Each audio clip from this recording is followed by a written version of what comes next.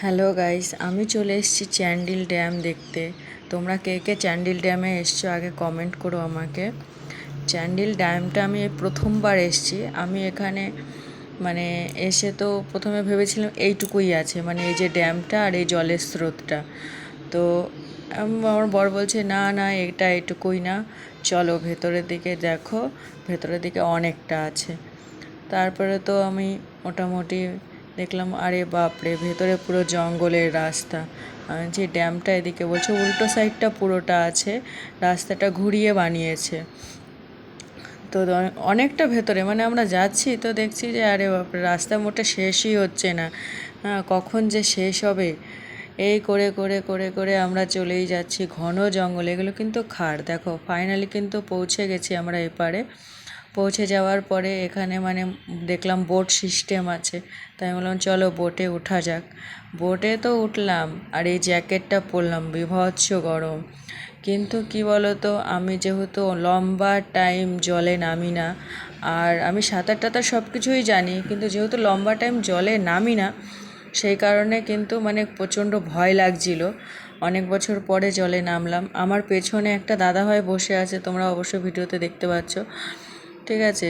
সেও একটা ইউটিউবার আছে, ফেসবুক আছে, ওখানে পরিচয় হয়েছিল।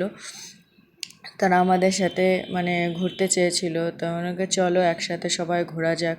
তারা মানে কী বলবো, তারাও বাঙালি, ঠিক আছে। তো তারা আর কি আমাদের সাথে ঘুরলো, বেশ মজা করেছিল। এই জলে যে স্রোতটা না, যখন এই যে টানটা দিচ্ছিল না, মারাত্মক ভয় লাগছিল। আর জলের যে ঢেউ, মানে স্রোত যে চলছে না, দেখলে তো মানে কি বলবো, মানে প্রথমবার মনে হচ্ছে এই বুঝি মোবাইলটা জলের মধ্যে পড়ে যাবে, এই বুঝি মানে কাত হয়ে গেল, মানে কত কত ফিলিংস। আর আমার ছেলেটা তো ফুল মজা নিচ্ছে একদম, স্রোতের যে জলের হাওয়াটা আসছে না, একদম ফুল মজা নিচ্ছিল। কিন্তু কি বলবো, জলের তো হাওয়াটা নিল বাচ্চাটা, কিন্তু ওর যে ভয়ানক ঠান্ডা লেগেছিল, গলা ব্যথা, বমি, বাথরুম, সব কিছু মানে A to Z হয়েছিল। ওই যে ভেতর সাইডটা যখন যাচ্ছিল না, মানে খুবই ভয় লাগছিল। আমার তো মানে ভয় লাগছে, কিন্তু আবার সাহসও আছে, কিন্তু কি বলতো, লম্বা টাইম ডিস্টেন্সের পরে যেহেতু এরকম জলে আসা, ওর জন্য একটু বেশি ভয় লাগছিল। এই যে টানটা নিয়ে নিচ্ছে, এদিকটা কিন্তু ভয়ঙ্কর, মানে কি বলে তোমার, জঙ্গল আছে, পাহাড়ি কিন্তু জঙ্গল। হ্যাঁ, এখানে ড্যামটা অনেক দিন বন্ধ ছিল। কারণটা হচ্ছে একটা 4 হুইলার উল্টে যায়, মানে ওই রোডটা থেকে উল্টে গেলে পরে মানে সবাই ড্রিঙ্ক করা ছিল, তো উড়ে যাওয়াতে না কচুরি পানার মধ্যে মানে তারা চলে যায়। আর কাঁকড়া, যত কাঁকড়া থাকে না, কাঁকড়াগুলো মানে ওই 4টে মানুষকে সারা রাতে একেবারে খাবলা খাবলা করে দিয়েছিল। ওর জন্য মানে আর কি এই ড্যামটা কিছু টাইম বন্ধ রাখা হয়েছিল, তারপরে আবার চালু করে দিয়েছে। তো যাই হোক, ঘটনা তো ঘটতেই থাকে, তাই বলে তো মানুষের সৌন্দর্য, ঘোরা, এগুলো তো আর নষ্ট করা যাবে না, ঠিক আছে।